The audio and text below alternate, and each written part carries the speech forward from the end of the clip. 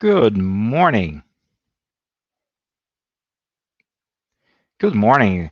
Welcome to another session of our live through the U.S. Spiritist Federation. We are excited today to have today's speaker, Julio Carvalho. He is going to be this very interesting topic, which is the source of happiness and unhappiness in the spiritual plane.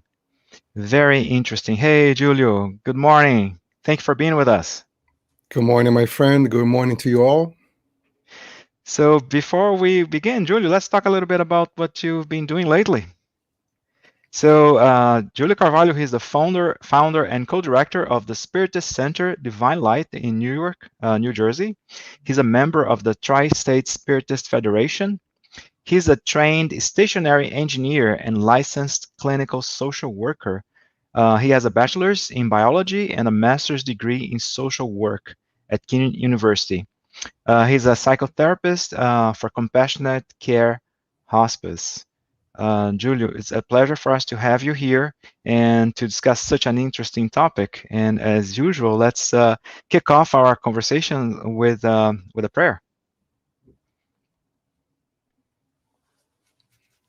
Thank you, Lord, for the opportunity for us to be here together. Although we are all physically distanced from one another, it is a blessing for us to have the technology that allows us to connect, to share ideas, to have a sense of belonging, a sense of togetherness, despite of any possible roadblocks. Open our minds this morning, open our hearts for the messages that will be sent to us. May we, at the end of our friend's lecture, have a much better understanding of happiness, of sources of happiness and unhappiness in the spiritual world, and especially what we can do from this point on to secure a better future for us. So be it. So be it. Thank you, Julio. Have the floor. Good morning, everyone. I wish to all of you peace in our hearts. The topic chosen for this morning is happiness and unhappiness in the spiritual plane.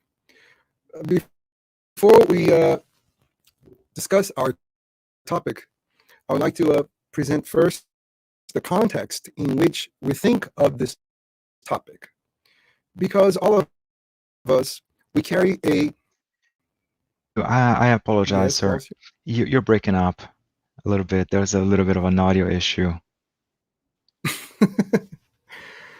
Unbelievable. It happens, and it happens Do the me a best favor, times in this Glaucio. life. Yes. Uh-huh. I can stick Start. around. I Do this. mean, I know. What you should do. Leave your mic unmuted, but lower your mic okay, so no one will hear you. Let's perfect. try that I'm trick. here. Sounds good, sir. Okay. I'm here for you. Any audio issues breaking up now? That's pretty good. I Okay. can hear you quite well. Excellent. So the context in which one should prepare a topic like this one is thinking of all the possibilities when it comes to people's way of thinking about their future. And most of us, we carry a cultural baggage, which are we breaking up? No, we're fine now. Perfect. We carry a cultural baggage in which it shapes our worldview, how we see things, and how we see everyone else. So, what is the spiritual plane that we're talking about? Is this a creation of this philosophy, the Spiritist philosophy? Well, not really. It's not a creation, but rather a revelation. And what is a revelation? A revelation is the removal of a veil. And a veil is something that covers, that obliterates the clear perception of what we want to see, of what we ignore, it exists. So, a revelation is the action of removal of whatever is covering what we don't see, our ignorance or our inability to contemplate things there are in the natural world. So, the purpose of science is the pursuit of truth. And science seeks for the truth through the process of experimentation. And what we Spiritists claim is that the spiritual world is not necessarily a subjective world, but rather a world that is under the natural laws. There is nothing of mystic about this spiritual world. It's a world that is under the natural laws, just like our physical world.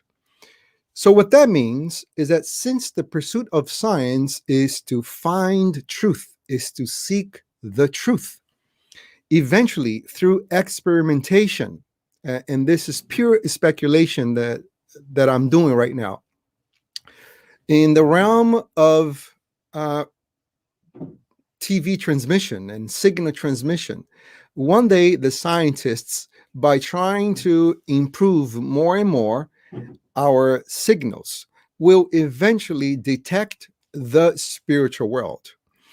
And once the scientists detect the spiritual world, it would be revealed to us this realm that we are in.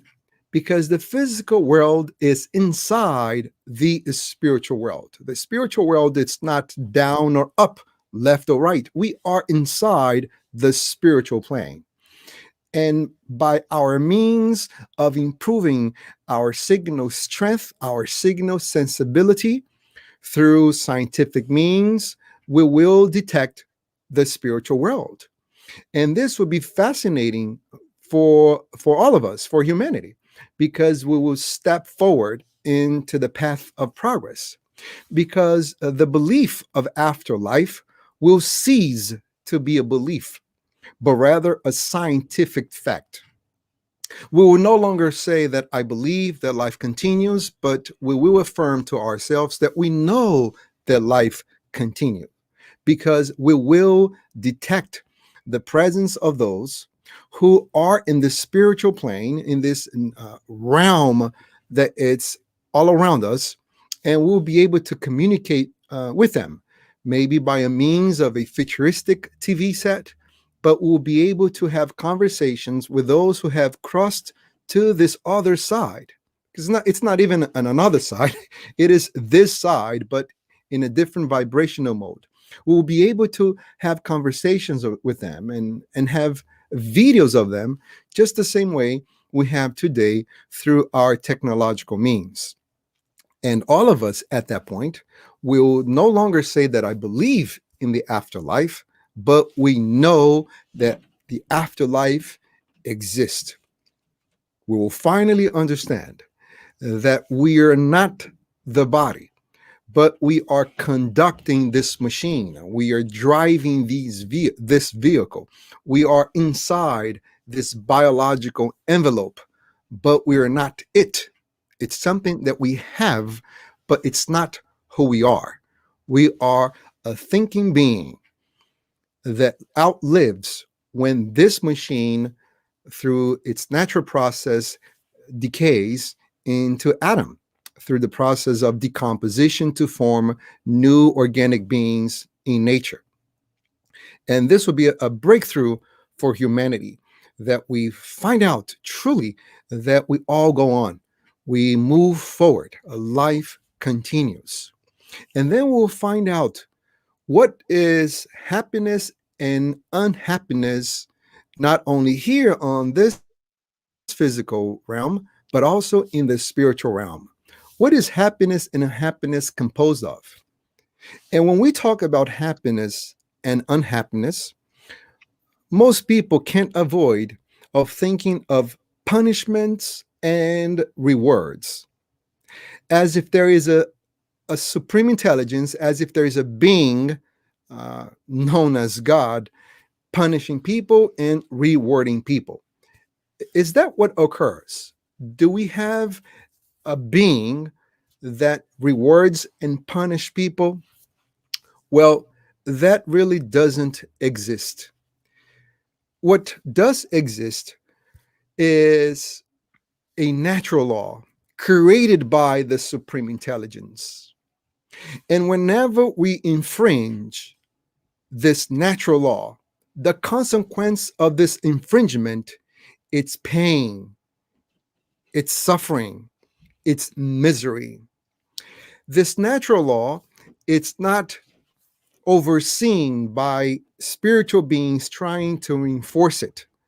The natural law exists in its natural state with no need of reinforcement. This is not necessarily like a civil law that needs police reinforcement in order for the law to be applicable to all individuals. Natural laws are there regulating our behavior. I'll give you an example. For example, if you overeat, if one eats in excess, what's going to happen? Well, we get sick. Now, the reason we get sick, it's not because God is telling our stomach, be sick because I want to punish this individual for overeating. That's not what is occurring. What is occurring is that the stomach has its limits. This machine has its biological limits. And whenever one breaks that limit, the natural consequence is pain, is misery, is suffering. So that's where unhappiness come from. Unhappiness come from the fact that we're trying to break an unbreakable law. We are trying to infringe a law that cannot be broken. And whenever we attempt to break this law, we have pain, suffering, and misery instead. So God is not watching us 24/7 to analyze each of our behavior in order to punish us for what we're doing. Instead, there is a natural law that permeates the entire universe that regulate these excesses. So whenever one abuses the natural law, we have a consequence of that natural abuse. Now, when we have a consequence of the abuse we have done to the natural law, is it punishment? Is the goal of this law is to punish us? Is that what a punishment is about? The necessity to make us suffer because we have done something wrong? Not at all. That's another misconception. God does not punish. The natural law does not punish. This is not necessarily punishment for the sake of punishment. What we have is a system of balances and checks in which the purpose of this natural system, of this natural law, is to draw us towards perfection, towards our goal. So whenever we break a natural law, the purpose of the pain that we feel behind this natural law is to educate us, is to help us to develop our discernment, our ability to choose what's right and what is not right. That is the purpose of the so called punishment. It's not to make us suffer, but rather to educate us, to develop our discernment, our ability to choose what is healthy for us. That's what the goal of this law is all about. So, whenever I break a law, for example, I overeat, I am not being punished, but rather I'm being educated. It is very unpleasant education, but it is what's it is nonetheless education because the goal is to help us to make a discernment. Now, why is it that unfortunately most people they learn through pain and through suffering? Well, that's because we are first invited by these natural laws to learn through the path of love. And whenever we disregard the invitation to learn through the path of love, we consequently invite pain as a means to learn exactly the same lesson that love was trying to teach us. For example, let's say someone is 17 years old and they begin to smoke. And here comes the natural law trying to help this individual avoid this destructive habit. So his mother comes to him and says, "You know, my son, I love you. Why are you making this choice? There's nothing good that comes from smoking. You're just destroying your body." Maybe the girlfriend of this guy will come up to him and say, "You know, I don't like when you smoke. You know, when I kiss you, I could taste the nicotine. It's terrible." Maybe this same individual goes to see a movie, and in this movie, there is a subliminal message that tells them, you know, do not smoke. Even when they purchase cigarette, it says right there, you know, this can lead to lung cancer. So these are different methods of trying to educate someone through the path of love. And why is it the path of love? Because it doesn't hurt to listen to these people and these messages that seemingly care about our well being. But let's say this individual becomes very stubborn, and through his stubbornness, he does not listen to all these different advices and counseling. So, what's going to happen? Well, as he inhales the nicotine, and the lung was not made to absorb nicotine, there is a natural process. This is not punishment. This is not uh, induced infliction. It's simply a natural cause. The alveoli, these are small sacs in your lung that exchange carbon dioxide for oxygen in order to supply your blood with oxygen. You know, they will start to develop all different sorts of ailments. And eventually, there will be a tumor that will grow inside a person's lung. And now they're 40, maybe in their early 50s, and they start coughing, and nothing helps them to stop that cough. And eventually, they will see a medical doctor, and the doctor would take an x-ray and would detect the lung cancer. So this doctor would say to this individual, unfortunately, now either you stop smoking or you continue to smoke. However, you're going to die anyway within few months. What do you choose to do? And most likely, it's been my experience working in hospice that immediately they'll quit smoking. And as that disease progresses, you know, they become very fearful of how they're going to die. Because when you can't breathe, the sensation that you have is as if you are drowning. If someone threw you in water and you can't grasp for air. No, just this past Thursday, one of my patients died of lung cancer, and his wife was so upset with this guy. You know, whenever I went there, she, you know, released her stress by telling me how angry she was with him because he just retired 7 months ago. And this was the period in their life they could enjoy their retirement. They could use their savings in order to do what most people like to do when they retire, you know, to travel. But here he was connected with an oxygen tank 24/7 and waking up in the middle of the night because he couldn't breathe. So she was very angry at him because they spent most of their marriage life fighting over cigarettes. So he died, and she was still very angry at him, even though he died.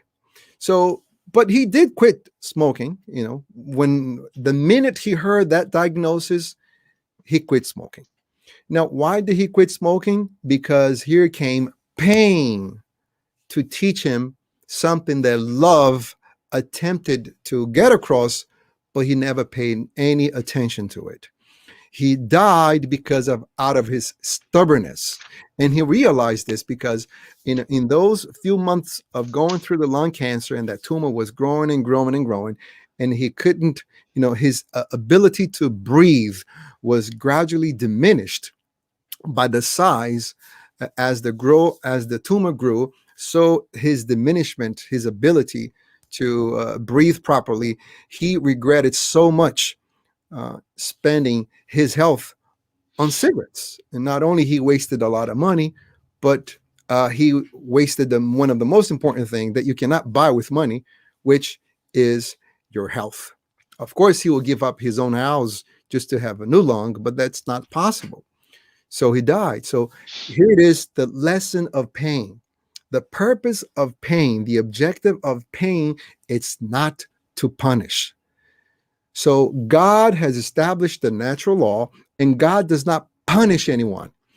The law is right there in order for us to align ourselves with the law, in order to progress, in order to move forward.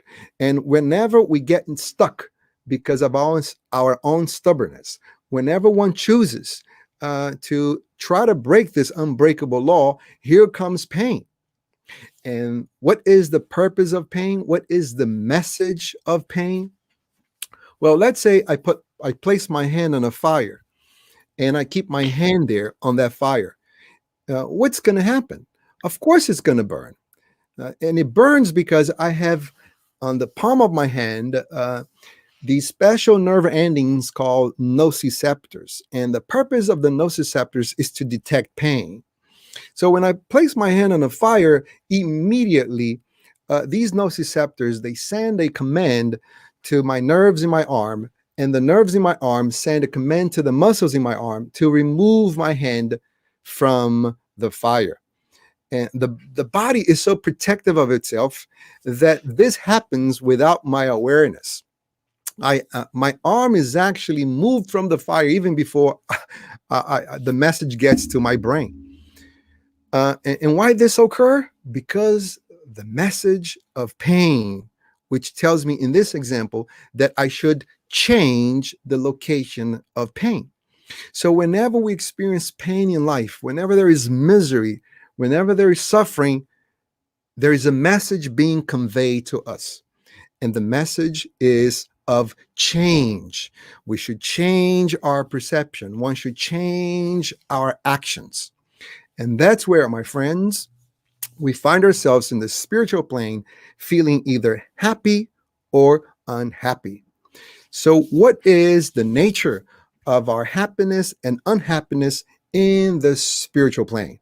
Now that we know that there's no God waiting for us either to punish us or to reward us for what we have done, it's all based on what we have done.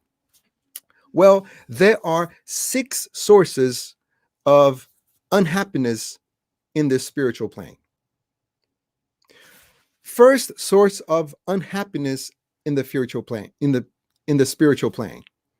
Once we disengage ourselves from the body, and after we become stable again, to become aware of what life is all about, we understand that this planet, just like any other planet, it's nothing but a school for the ascendancy of the soul. Our mission, our purpose, while we are in this flesh, is to empower ourselves intellectually and morally, is to become smarter individuals and at the same time, virtual individuals. That is our goal, to develop our morality, to develop our intelligence.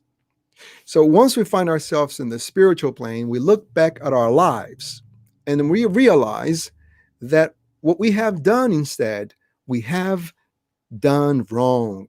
We have caused bad things to other people. So that becomes the source of unhappiness number 1. The bad that we have done towards other people. Whenever we do something bad to someone else, the pain we have inflicted on others, that pain comes back right to us. And that becomes a source of unhappiness in the spiritual plane. And this topic itself, just to, if we limit ourselves to talk about this one source of unhappiness, we could go on through an entire day of seminar just to discuss about this source of unhappiness, because there is a multitude of ways in which we can inflict pain on others, in which we can cause bad things to other people.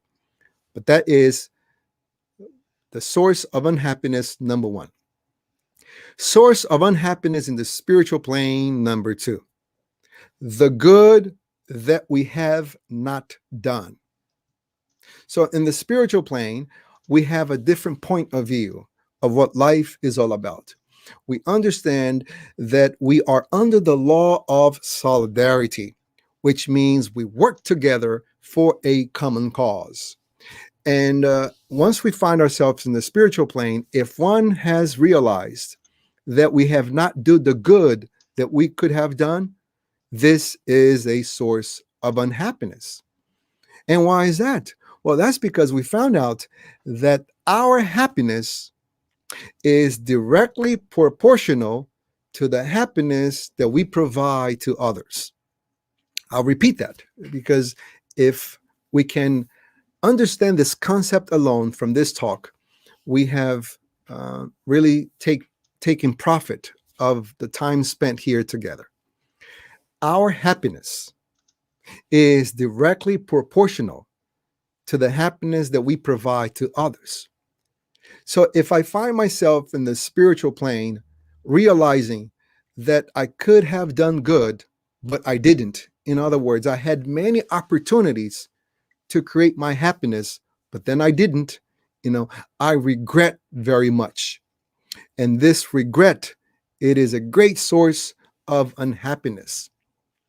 Maybe for some of you, you might think that this concept, it's a little bit elusive, but think in terms of our educational system. The purpose of college, ideally, the purpose of college should be to help us establish our profession, is to help us to have a career so we can guarantee a roof over our head. There are many reasons why we go to college, but one of the main ones is so we can secure our finances. So let's say someone spends 4 years in college. Now they are senior in college and they're doing terrible. Their grade is just awful. And they're getting D's and F's, and they realize they're not going to be able to graduate. So when the end of the fourth year comes up, they fear very much graduation because they're not going to graduate. So they look back, and what is the emotion that they have? Regret. I could have done so differently. I could have used these 4 years in order to empower myself, in order to secure my finances through a good education, but I wasted my opportunity. So this sense of wasting an opportunity, it's a great source of unhappiness in the spiritual plane.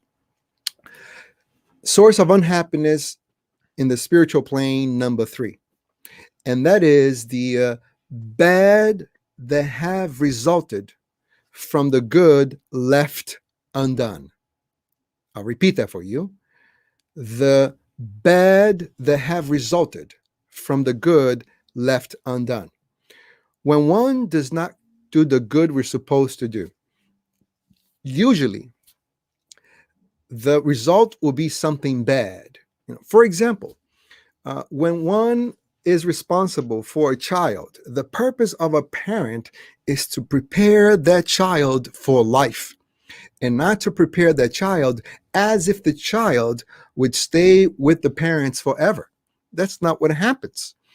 So what goes on, unfortunately, for some families, is that they leave their children completely uneducated.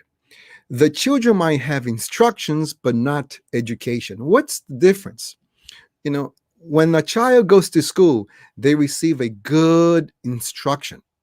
But education, however, it's something that you receive at home.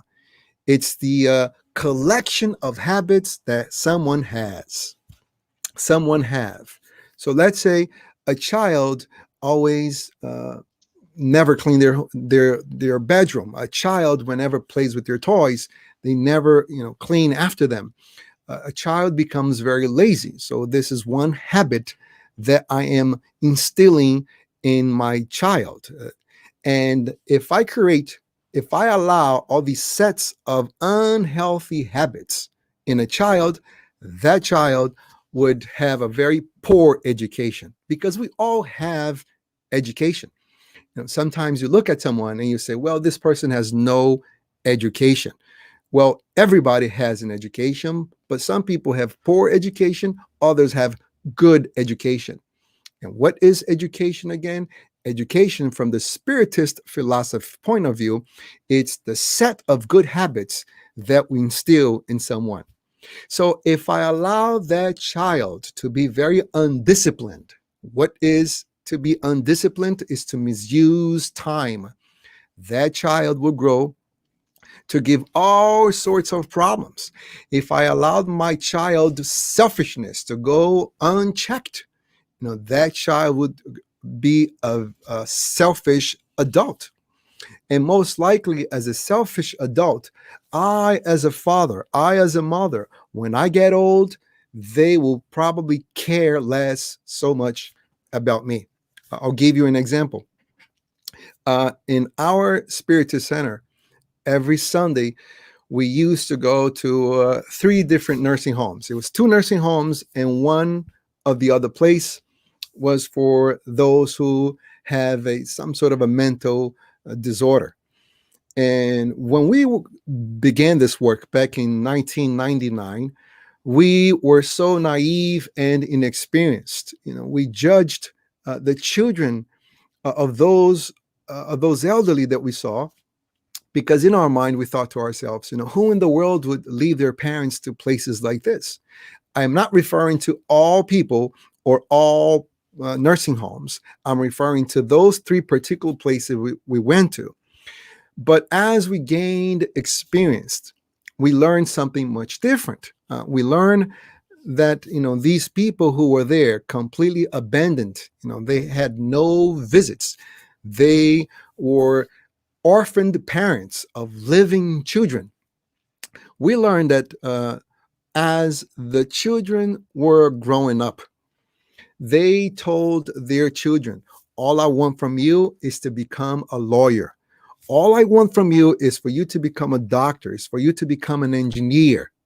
And as a result, their children grew up to have those skills, become a doctor, an engineer, a lawyer, but not a caring child, because that's never what they heard.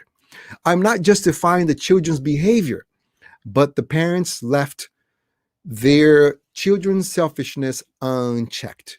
They never told them what they were supposed to do when it comes to the matters of the heart. So now they are reaping the bad that resulted from the good left undone. So, in the spiritual plane, when we realize we could have done so much good, yet we didn't, that becomes a source of pain. But also, when we realize the bad that have resulted from the good we didn't do, that torments us even more. And for all the spiritists who are listening to this, no other set of philosophy, no other train of thought, no uh, other cultural belief has more information about the spiritual plane than we do. That does not make us special human beings. It does not grant us special rights, just the opposite. The more responsibility, the more information we have, the more responsible we become. Our actions or our lack of actions towards the good, it is directly proportional to the amount of knowledge that we have of the things that we should have done. We know that the purpose of our reincarnation is to better ourselves, and we better ourselves by serving our community, by serving others. The effort that I do to help other people, it is the result of my own progress. If I do not make any efforts, I have no progress. The information that the Spiritist philosophy gives us does not grant us special right. Allan Kardec, the codifier of the Spiritist philosophy, was wise enough to ask this question because the topic that we're covering today lies on the fourth part of the Spirit's book. This is the book that us Spiritists guide our train of thought together with the knowledge that we have of science. And he asked the highly evolved entities that particular question: if knowing Spiritism, does that guarantee our happiness? Not necessarily. Spiritism makes us better informed, but to be better informed, that does not mean that immediately translates into action. We have to have the effort. We have to place in actions. We have to transform into actions our knowledge. So, what secure our happiness in the spiritual plane is actually the good that we have done towards other people, regardless if we believe in God, if we believe in Christ, if we even care about natural laws. What counts are the good that we have done. So we spiritists are endowed with more information, and that makes us more responsible if we don't fulfill our obligation. I'm not trying to impose on others that you should now go around your neighborhood and try to transform other people, because that is not the goal. The goal is to transform ourselves, is to truly pay attention to our imperfections and do our best to overcome our negative tendencies.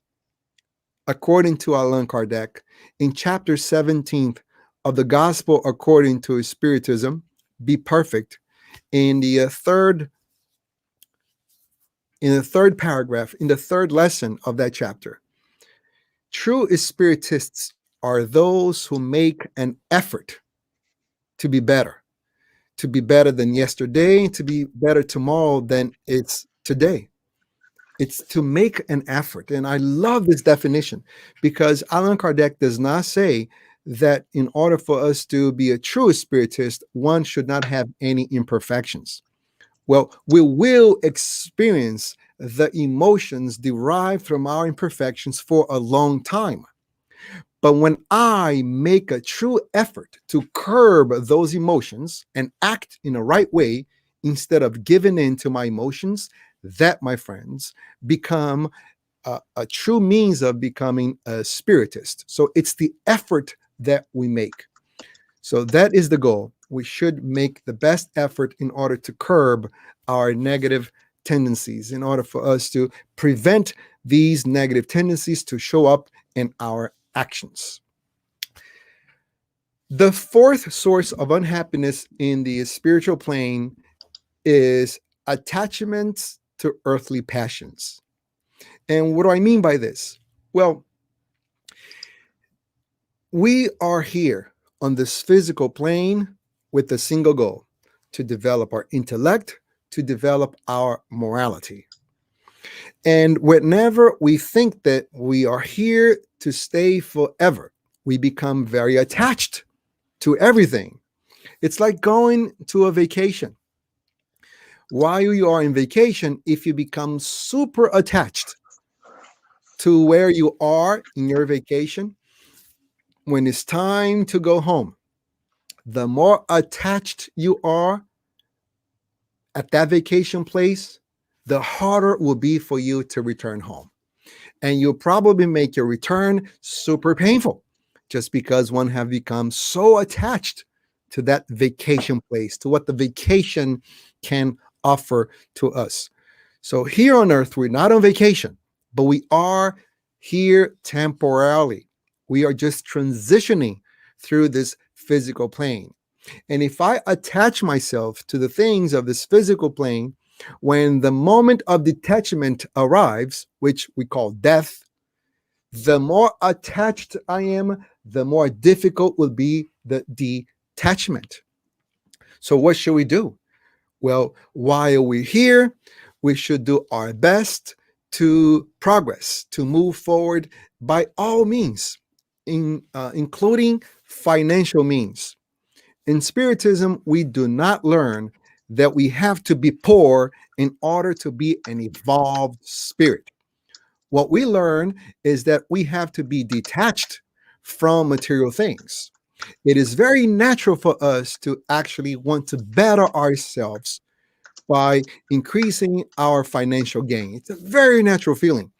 If this feeling, if this need inside us wasn't there, we would still be living in caves, you know, in the as we were in the Neolithic age. But that's not the goal. It's not to be poor, to be evolved, to be detached, and to live on the streets because I'm not attached to material things. That is a misunderstanding of all this. One can be very useful. One can grow and progress in any social condition we find ourselves in. And what we need to strive for is to be detached from these material things, because when the moment of detachment comes, the more attached we are, the more painful the detachment process is. Sorry. So, as we find ourselves in the spiritual plane, and because we are no longer are in a physical body, everything that we attach to ourselves to become a great source of torment. For example, if my attachment is cigarettes, but I have no cigarettes in the spiritual plane, that becomes a great source of torment. If my attachment is to alcohol, there is no alcohol in the spiritual plane, that becomes a great source of torment. If I'm attached to my house, but when I get to the spiritual plane, that house is sold to someone else because I cannot take my house with me. So now I am tormented with the vision of people actually invading my home. All of us have heard stories of tormented houses. Well, that could be, I'm not saying all cases, but that could be individuals who used to live there. And because they have crossed to the other side, they do not want to abandon their place of home. If I'm attached to my profession, if I'm attached to my wife and to my children to the point that I believe they belong to me instead of knowing that they are just with me, all that can become extremely painful. So one might ask, how then should we live? Should we live? Well, we should live by loving, taking care while it's under our temporary possession, but not attaching it to ourselves, because that moment of detachment will come and it will be very painful, to the proportion that the more attached I am, the more difficult the detachment process will be. So that topic, once again, itself, we could spend many hours talking about it, because there are all sorts of material attachments and there are all sorts of moral attachments. Our talk for today, it's nothing but a synthesis of all these deep issues that concern all of us. Fifth source of unhappiness in the spiritual plane, and that is seeing happy people. In the spiritual plane, we will look at those who have fulfilled their obligation. And those individuals, they experience a source of peace, happiness, that it's very hard to describe. And when we contemplate them, when we see that they're happy, that, my friend, uh, intensifies our unhappiness. Let's bring this topic to the college analogy I gave before. So let's say I'm in the end of my fourth year and I have messed up big time. I've taken uh, F's and D's. And then here comes the graduation day. I obviously don't graduate, but I see a friend of mine, I see people who I've known in different classes, they are graduating. And after the graduation, they get an excellent job because now they have earned the credentials. by finishing school. So when I look at them and I have to find myself a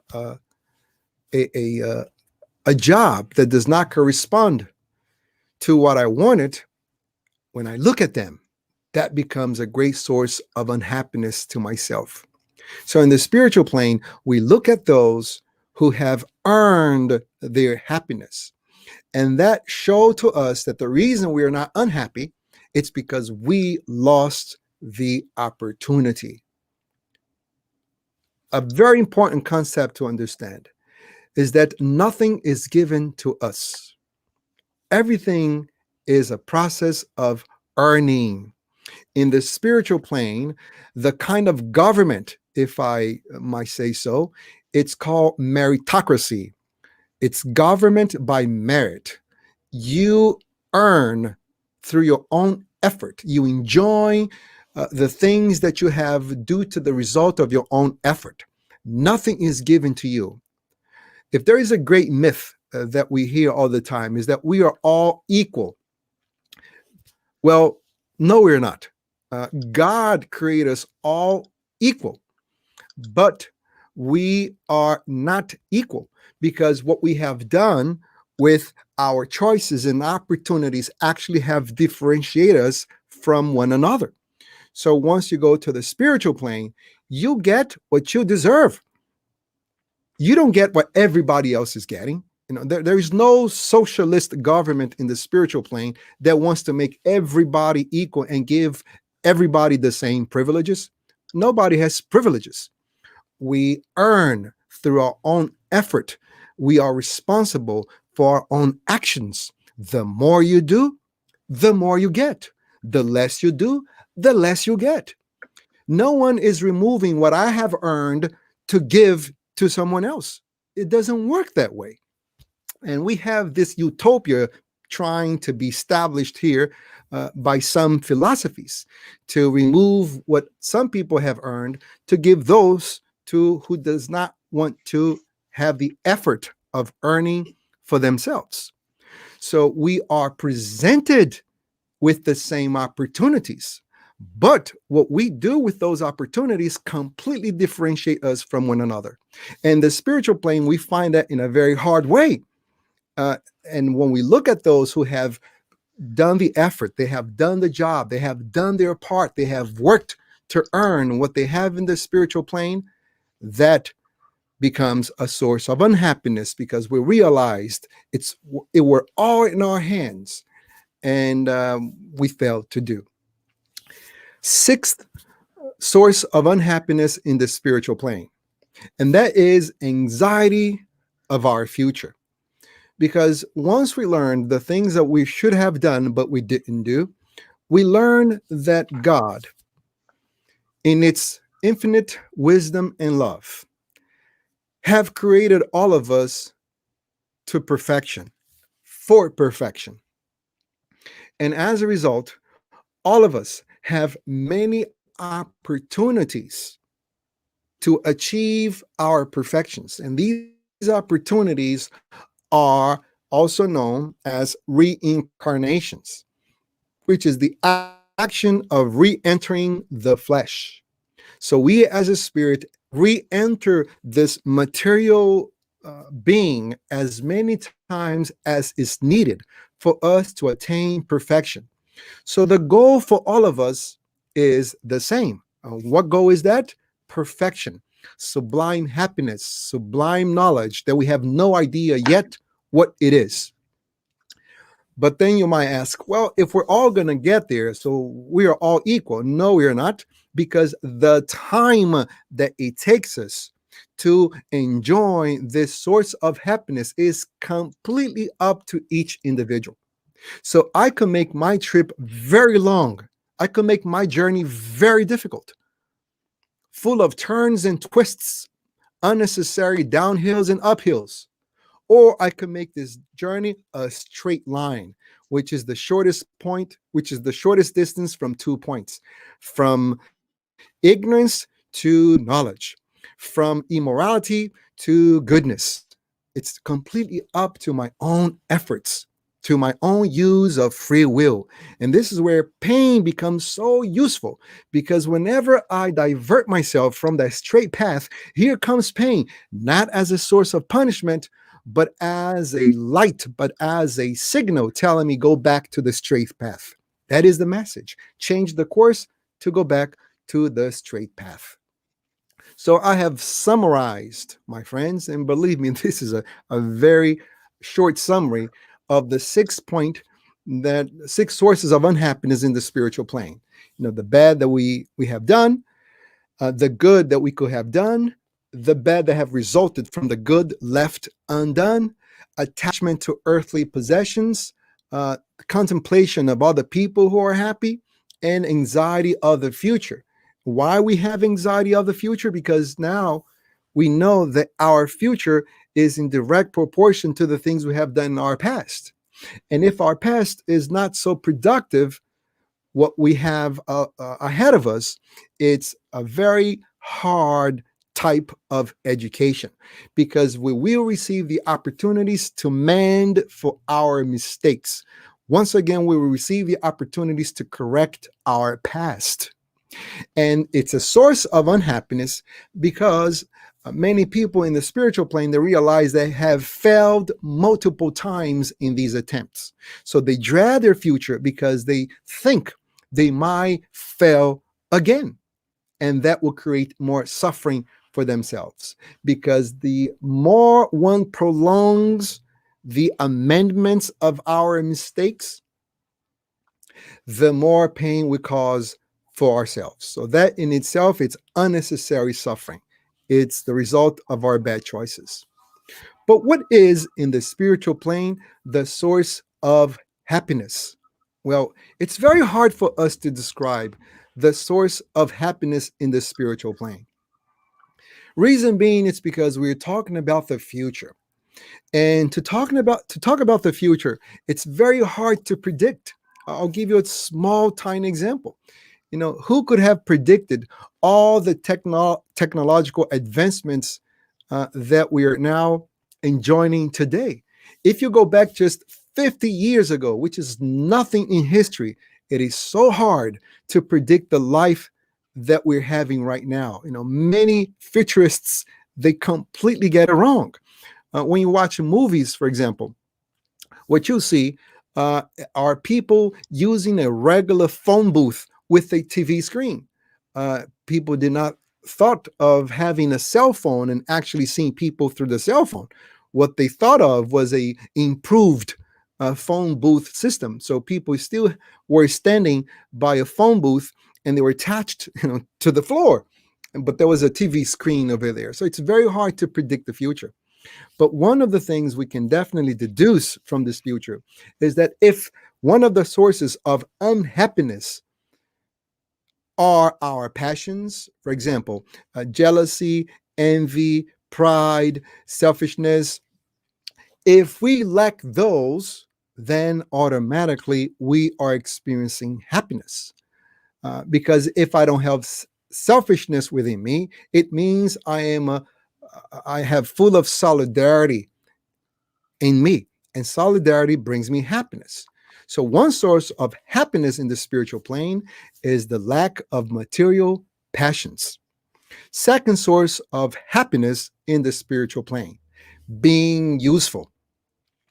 And the highly evolved spirits, they know their purpose, and their purpose is to elevate us, is to help us move ahead. So you have a special friend that takes care of you, a being that is more evolved than you, who is responsible in part to tell you what you should do.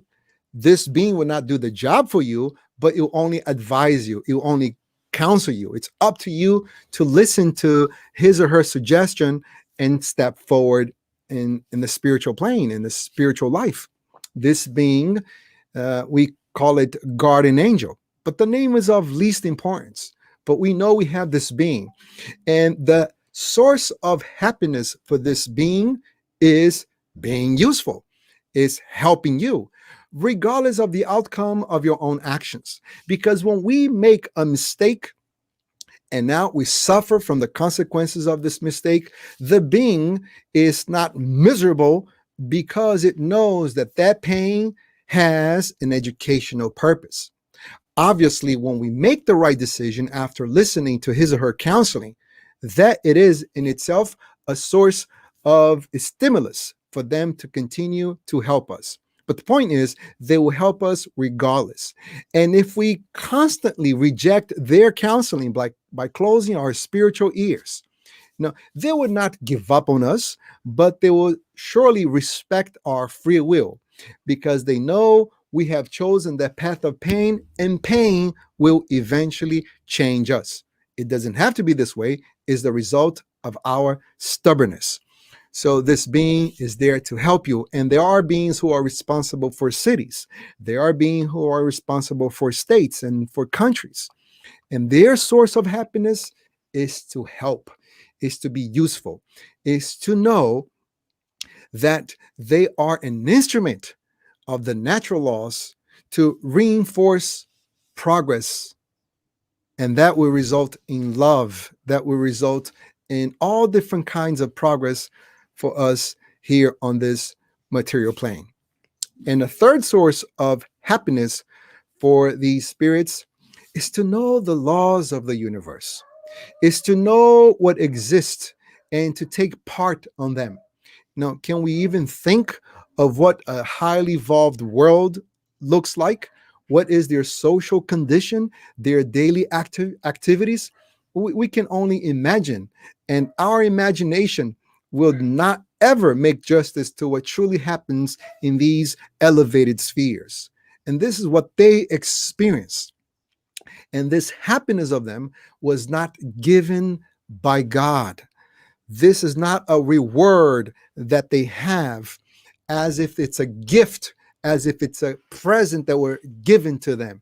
No, they earned it. They worked for it. It's the result of their own effort. We might say that God, through the natural laws, provided the conditions and the means to all of us. And some people make good use of this, other people don't. So, in the spiritual plane, there are no favoritisms.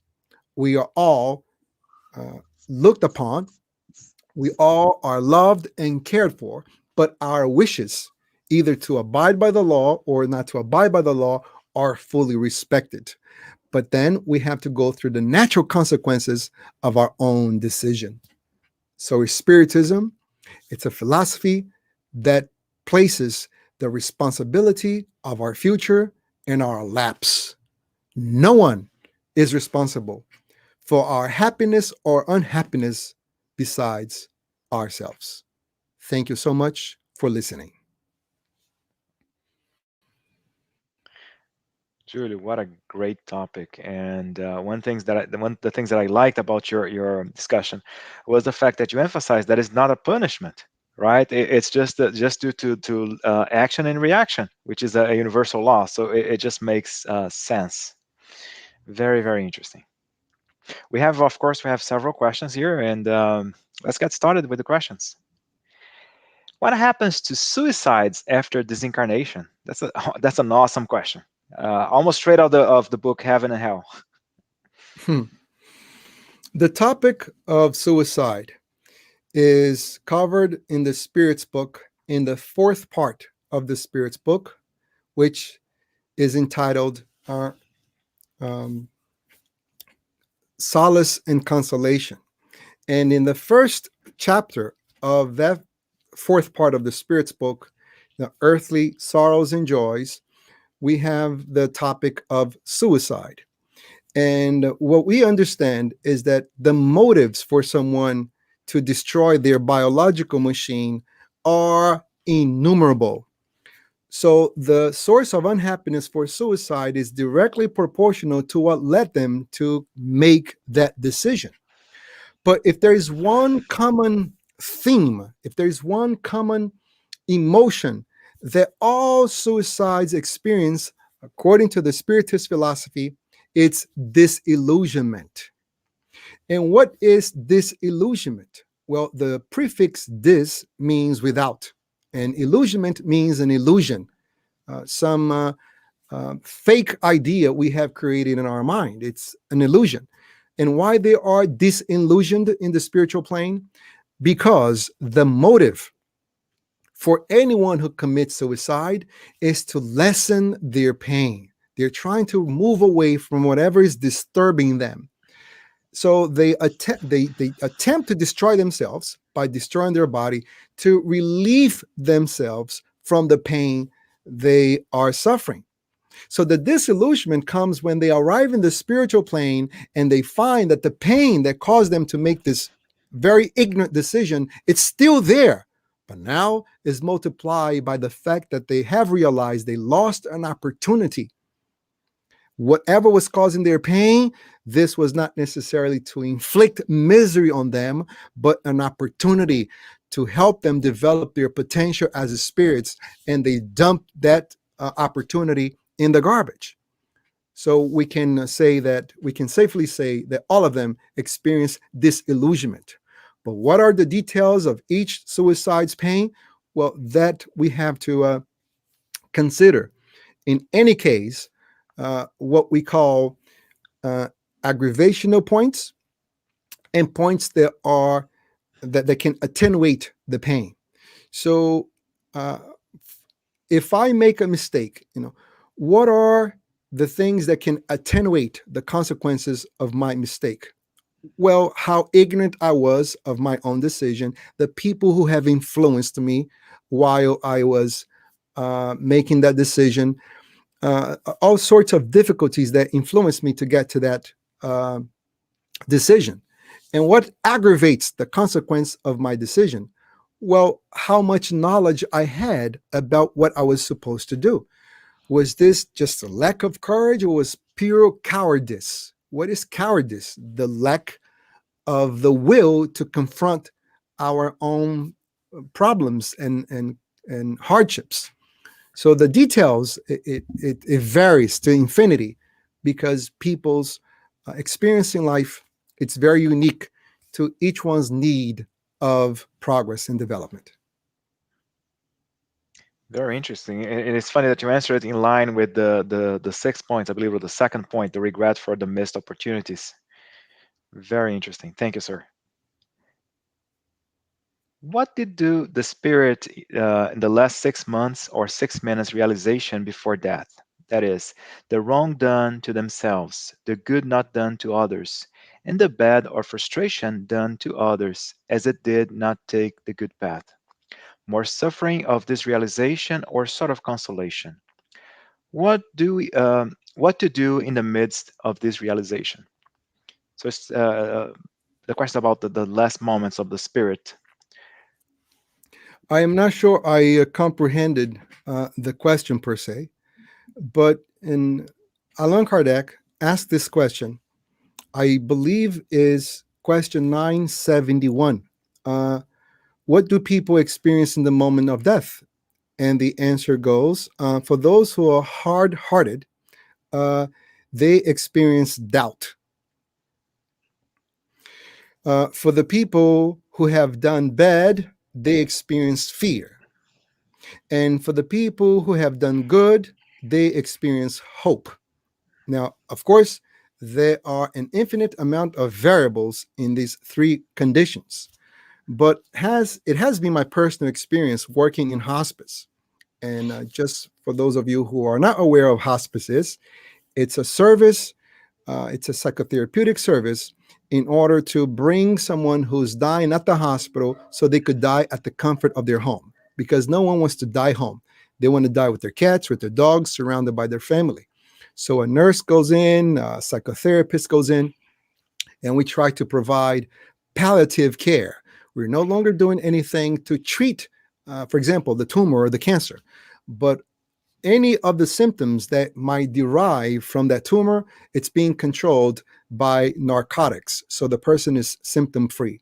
So it's been my personal experience that those who have fulfilled their obligations, despite what their beliefs are in the afterlife, they're very serene. They are welcoming this moment of their existence. You can tell by the look in their eye that they are peaceful. They are literally ready to die.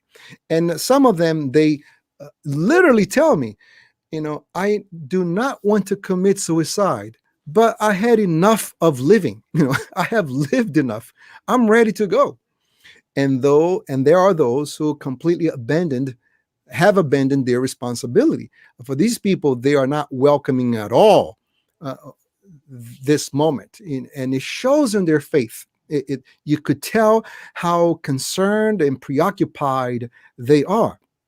I never forget this guy. He was 53 years old, and once I met him, he was purely he was skin over bones. That's how thin he was. And when I say he was skin over bones, I'm not exaggerating. All you see is skin over bone because the cancer has eaten the person away. You could see all the bones in their collar. And I went in, and it's a very long story. I'm just trying to summarize the story. But he said when he was 20 years old, he wanted to become a musician. And so he left his wife, he left his children just to become a musician. And what he meant by that was to, I want to live the nightlife. I did not want all these responsibilities.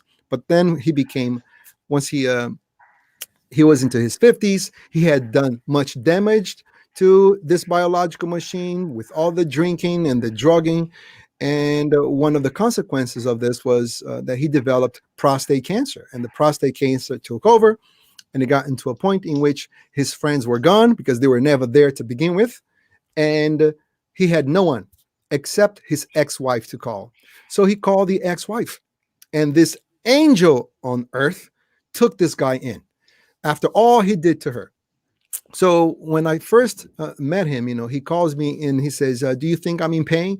So I look around, and he has morphine, Percocet, Dilaudid. He had all this powerful narcotic to control his pain. And he says, "Of course, a person with your diagnosis must experience a lot of pain." And he says, "That's true. However, the pain that I experience from the regret, from the embarrassment of leaving my wife, it is way greater than the physical pain I'm experiencing right now." So this guy will be in a lot of pain. And this is why, our meetings, we meet with the doctors and the nurses and every 2 weeks to discuss each patient. And when someone dies, the nurse says, for example, the patient died peacefully in the comfort of their home. And when they ask me, I say the patient died pain-free in the comfort of their home. So one day they asked me, "Julio, why don't you say that the patient died peacefully like everybody else?" And I said, "Well, because the word peace, it means the absence, of disturbing thoughts. And we experience peace when one fulfills our obligation. That's where peace comes from. Peace is the result of our obligations. It's not something that is imposed by governments. It's not a sign that a religious authority can do on you so you can feel at peace. Peace is the byproduct of fulfilling our duties. So when someone fulfills their duties, like mothers who have dedicated themselves to their children, to the life of their family, and I see in their eyes how peaceful they are. That person I write, the patient died peacefully.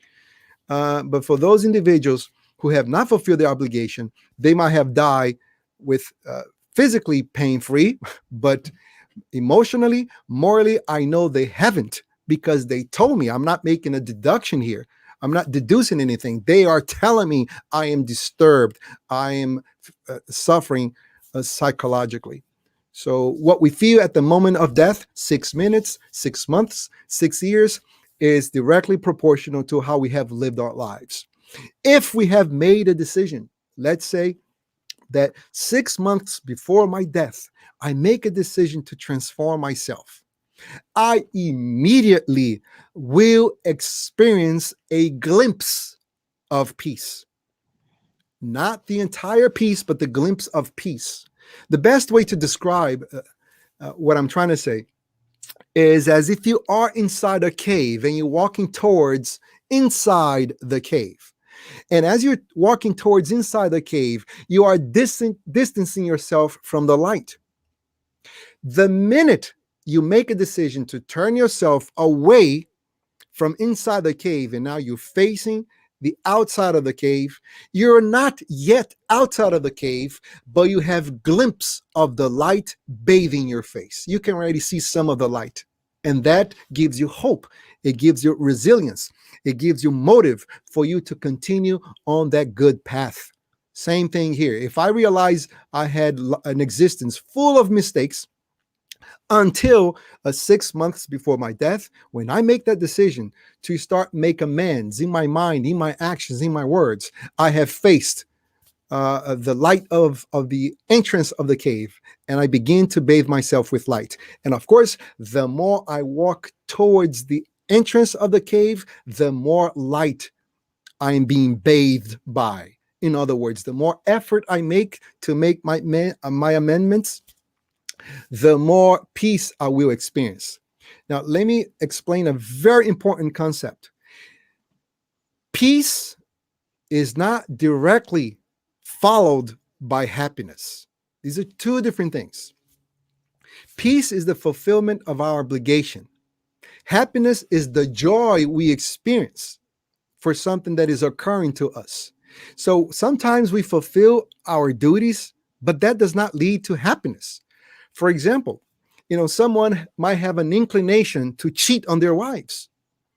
It's a negative tendency. They want to be with another woman, but then they refrain that emotion and they don't do it. They are in peace because they didn't do it.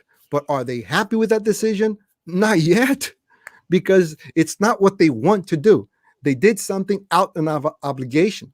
Someone could be at a job and then they see some money lying around. So they are tempted to take that money away, but then they refrain themselves from taking that money away and they experience peace. I have fulfilled my obligation. I could go home tonight and put my head in the pillow and sleep with my conscience free of any guilt. But are they happy? Probably not just yet, because they're thinking of all the things they could do with the money. So happiness does not immediately follow peace. We have to keep ourselves that. Very interesting. Thank you for sharing. I think it's the third time that I hear that example from you, and every time it's from a different perspective. So thank you for sharing it again. We have more questions.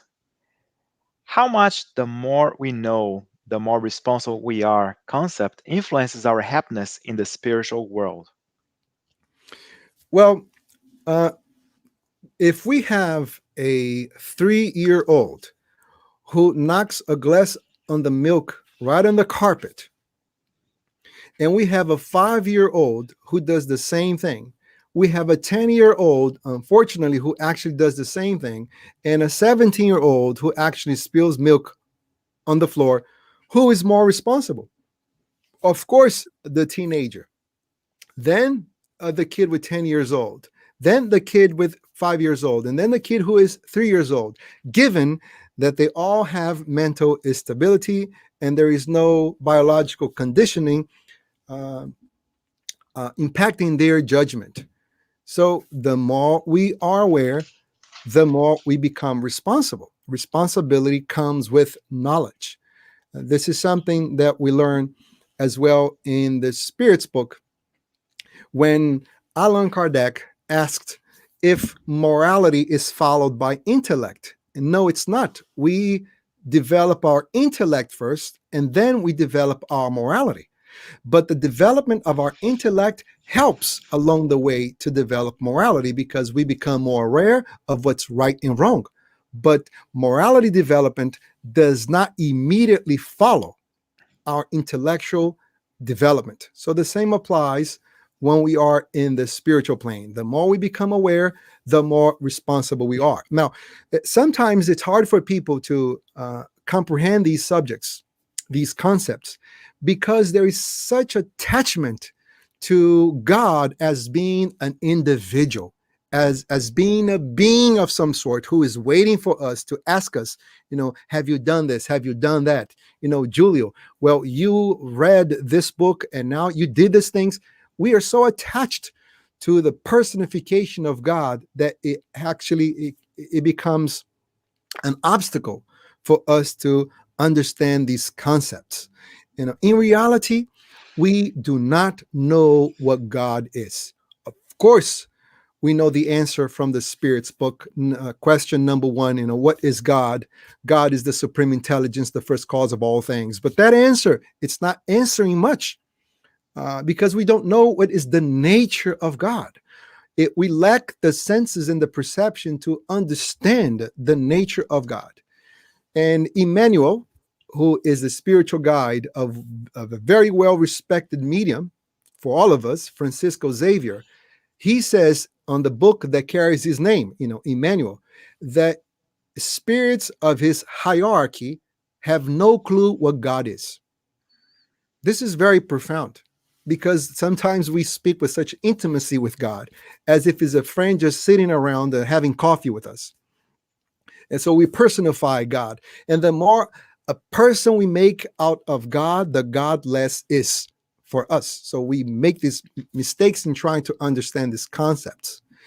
So, how does it affect our own knowledge of spiritual things in our happiness and unhappiness in the spiritual plane? Well, it's us that beat us up with the emotion of regret or guilt. Let's say I have stolen from someone. And once I find myself in the spiritual plane, that disturbs me. I wake up in the spiritual plane. It takes me some time to get stable mentally, psychologically, and it takes me some time to understand what life is all about. And once I become aware of what life is about, I suffer from the regret of making that mistake. But what alleviates my regret is the fact that I can tell myself, oh, I had no idea that this was a mistake. I saw my father doing it. I saw my uncle doing it. I saw the governor doing it. I saw the mayor doing it. We heard of such a scandalous throughout Brazil of people who were using the federal money to buy oxygen, to buy the oxygen machine, and they were hidden the oxygen machine behind the wall just to have the need to buy more oxygen machine. And these oxygen machines were overpriced in order to, this is pure corruption, in order for them to pocket that federal money that was going completely unchecked. So, I saw everybody doing this, is why I did it. So that alleviates their regret. But someone who actually studied law, someone who learned from the get-go, from their religious tradition, from their family, that stealing is just wrong. You're there, any position that you find yourself in, you earn your money honestly. And just imagine when we talk about mayors and governors, it's politics, it's a very well-respected thing to do. Unfortunately, for those who have some ideology, they ended up corrupting themselves, the people, and distort what politics should be about. And they do all these sorts of things. So when they find themselves in the spiritual plane, the more people have suffered from their mistakes, the more painful it will be for them. As a matter of fact, since we are on the topic of politics, someone that we respect very much through its spiritual messages, it's Camille.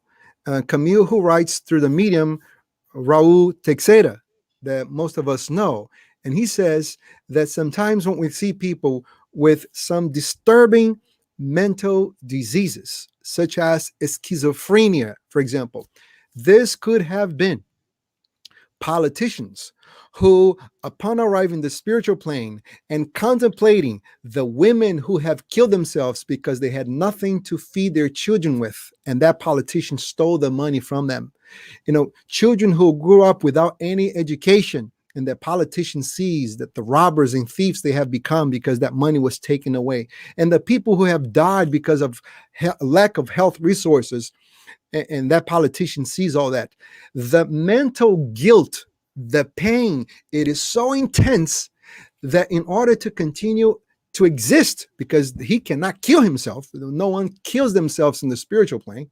In order for them to continue to exist, they create a parallel world, and that's what the prefix schizo means: to be apart, to create apart, to split. So they create a split world to continue to live. And in that split world, they suffer a lot, but they depart themselves temporarily from reality.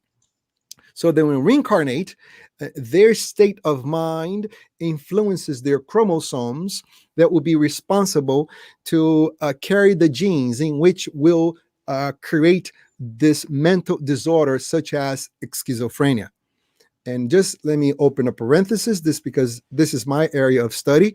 There is no conclusive study, scientific study, to say that this gene or that gene causes schizophrenia. There is not even a brain scan that one can look at it and say that this individual has schizophrenia and that individual don't. There is some speculation that the enlargement of the ventricles in our brain could be a sign of schizophrenia, but it's very inconclusive. And that's because this is a spirit disorder that reflects on the machine and not the other way around. Excellent. Julie, what an excellent explanation. Yeah, I can totally see the parallel of somebody who's trying to escape reality or for doing bad things as a corrupt politician in the past. We have time for another question. One more question, right? One last question. You're the boss. Oh, man. Thank you. How far are we from truly understanding the concept of perfect happiness? Well, in Spiritism, we learn that everything in nature is evolving. Charles Darwin brought us the origin of species. Interestingly enough, after the publication of the Spirit's book in 1865, in which he argues that all things are evolving, and complex organisms are evolving from more simple organisms. There is a whole debate right now. It's occurring. We are living through very interesting periods in our scientific era because the knowledge that the powerful microscopes are bringing to us is really changing our concepts of how truly these statements are. It's fascinating. And but the premises is that everything is evolving, organically. So simpler organisms will develop to more complex organisms. And what we learn in Spiritism is that not only the biological machine is evolving, but also the spiritual being is evolving. So one might say that each species and each realm of nature serve a purpose in order for the development of the spiritual intellect, instinct, and morality. This is a very deep and long subject I'm trying to summarize as much as possible. So we learn that the thinking being that we are today went through different steps in nature in order to arrive in where we find ourselves today. And we went through the mineral stage, through the vegetable realm, and to the animal realm, and we are finally in the human realm. And we are evolving ourselves to the spiritual realm. But the thing is, we are way much closer to the animal kingdom in comparison to the angelical kingdom. This is why we sometimes want to do something, but we don't, but we do what we want to stop doing it. And the things that we want to do, we can't, because our animal instinct predominates our spiritual being, still.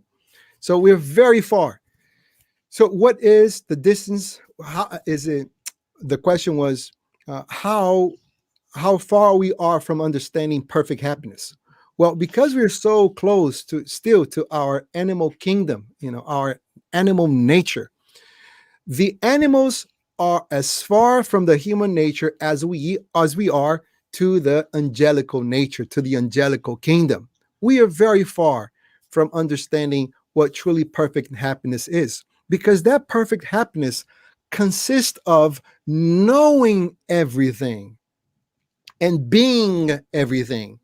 Let me just discuss the first part because we are out of time. What is to know everything?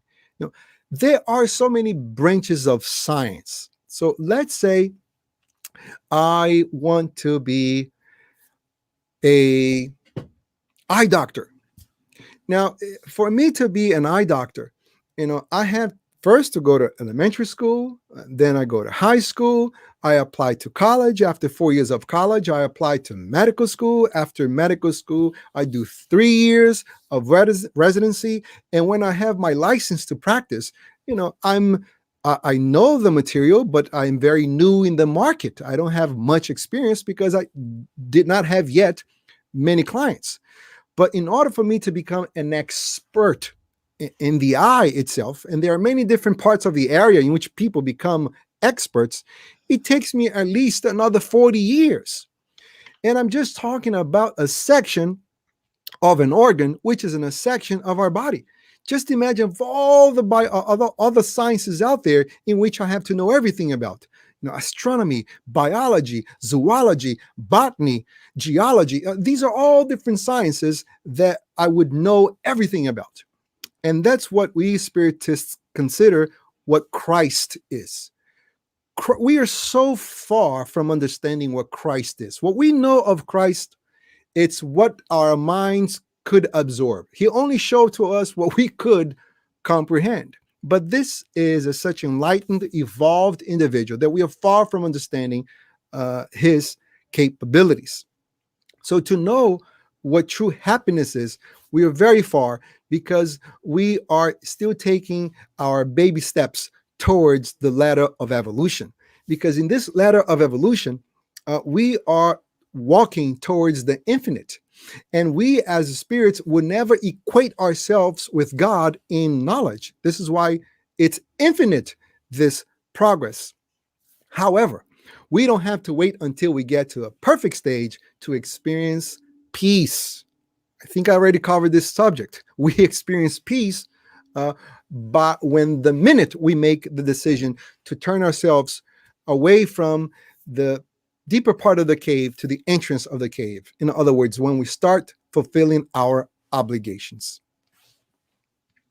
That was awesome. Julio, thank you so very much. I'm going to ask you to say any final comments that you want to discuss, if there are any initiatives that you'd like to promote, and then say our final prayer. Before that, I have two announcements to make. The first announcement is that our 15th US Spiritist Symposium is coming up. The 15th. It's going to be on June 5th and June 6th, between 2 p.m. and 5:30 Eastern Time. Mediums, 5:30 Eastern Time. Mediums and mediumship. So, and again, it's a celebration of the 150th, 60th anniversary of the Mediums book. So, you can watch live. Great event. I mean, for those have watched those events in the past, always there's so much to learn from the symposium. So, everybody is invited to our 15th symposium in June. And my next announcement is continuing our series of lectures. Next week, we're going to have Vicente Pessoa, Dr. Vicente Pessoa, and he's going to discuss another very interesting topic: plurality of inhabited worlds from Marion to the present time. Very interesting topic. Stay tuned for our series of lectures. Again, Julio, the floor is yours again. Any final comments? And of course, in the final prayer, please. My final comment is that I would kindly ask everyone to be very careful on whether you get on from where you gather your information. We are living tough times when it comes to the informational war. And this is so important because depending on what kind of information you receive, it shapes your thought, and your thoughts will shape your emotions. So Be very careful.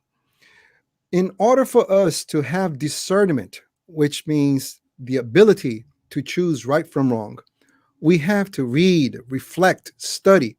And if we are spiritists, if we have benefited so much from this philosophy, the least that we can do is to propagate it rightfully through words, through our actions. And in order for us to do that, we should really understand what it's all about, the natural consequences of being as spiritists. So, those are my final words with much wish of peace to everyone. And we ask the supreme intelligence of the universe to give us all courage in order for us to fulfill our obligations in life. And most importantly, we ask you at this time that you provide the stimulus, the strength, the wisdom to everyone who is endowed with power in order for them to serve the common good. So be it. Be it. Thank you, Julio. Many blessings for everybody.